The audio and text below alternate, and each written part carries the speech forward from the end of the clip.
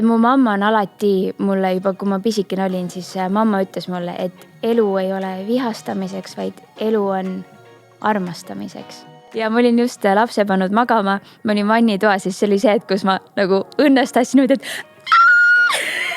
täiega karjuda õnnest. Ja veel see, et kui see pildistamine oli läbi, siis ma ütlesin Vikile, mida ma eelmine õhtu, kui ma hotelli tagasi läksin, olin soovinud, et see, ma ei tea, see soov tuli vist kuidagi nagu nii südamest.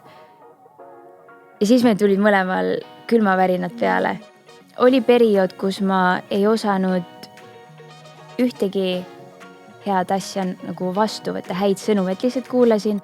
Aga see hetk, kui sa lasedki nagu mingitest asjadest lahti ja hakkadki endas märkama ka kõike ilusat, mida sa teistes inimestes märkad, et siis sa hakkad ka hoopis teisiti, ma ei tea, särama ja et ma väga soovin, et meil on võimalus koos vanaks jääda. See on minust nii ilus kingitus.